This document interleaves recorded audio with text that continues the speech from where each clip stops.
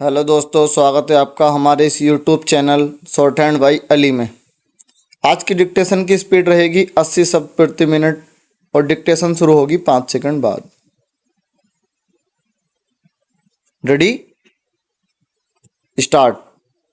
लोकसभा और राज्यसभा में शोर शराबे के बीच जिस तरह विधेयक प्रस्तुत एवं पारित हो रहे हैं, उससे संसदीय चर्चा के गिरते स्तर का ही पता चलता है। संसद में हंगामा करके विपक्ष अपना ही नहीं देश का भी नुकसान कर रहा है, क्योंकि जनता को पता ही नहीं चल पा रहा है कि जो विधेयक बिना किसी बहस के पारित हो रहे हैं उनके गुण दोष क्या हैं और उनसे उसे क्या हासिल होने वाला है। यह सामान्य बात नहीं कि पेपर लीक विरोधी कानून में संशोधन वाले विधेयक पर तो संसद में चर्चा हुई, लेकिन अन्य अनेक विधेयकों के मामले में विपक्ष ने इसकी नौबत ही नहीं आने दी। विपक्ष हंगामा करने में व्यस्त है और सरकार लोकसभा और राज्यसभा से विधेयक पारित कराने में।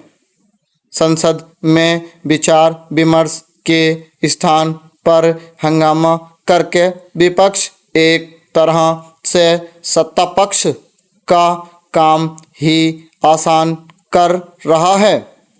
वह सरकार को जवाबदेह बनाने के अवसर अपने हाथों गंवा रहा है।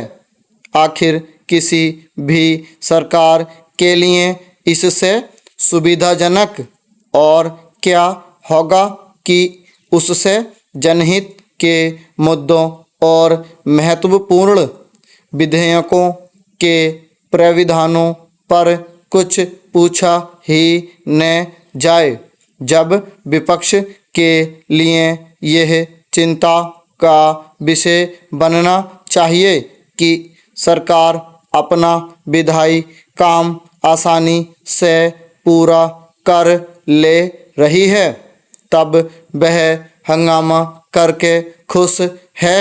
यह नकारात्मक राजनीति की पराकाष्ठा ही नहीं, अपने संसदीय दायित्वों से मुंह मोड़ने वाला आचरण है।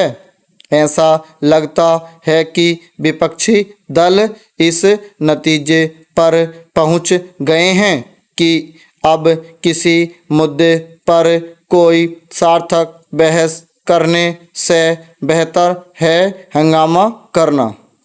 यह एक तरह से संसद का निरादर है। विपक्ष इस निष्कर्ष पर भी पहुंच गया लगता है कि बात बात पर मंत्री के इस्तीफे की मांग करके वह अपनी गंभीरता प्रदर्शित करने में सफल हो जा रहा है।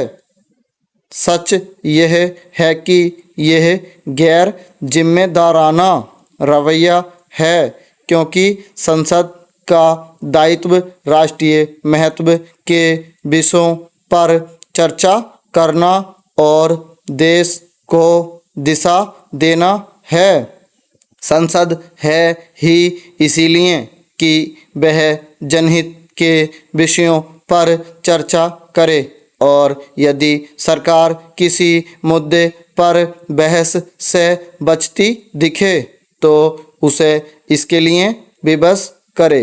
बीते कुछ दिनों से विपक्ष राम मंदिर में चढ़ावा चोरी को लेकर गृह मंत्री के त्यागपत्र की मांग यह जानते हुए भी करने में लगा हुआ है कि इस मामले से उनका कोई लेना देना नहीं। विपक्षी दल इतने नादान नहीं हो सकते कि यह ना जानते हों कि धार्मिक स्थलों में दान की चोरी होती रहती है। स्टॉप। डिक्टेशन अच्छी लगी हो तो हमारे चैनल को सब्सक्राइब करें और हमारी वीडियो को लाइक करें, और इसकी पीडीएफ के लिए हमारे टेलीग्राम ग्रुप को ज्वाइन करें शॉर्ट हैंड बाय अली।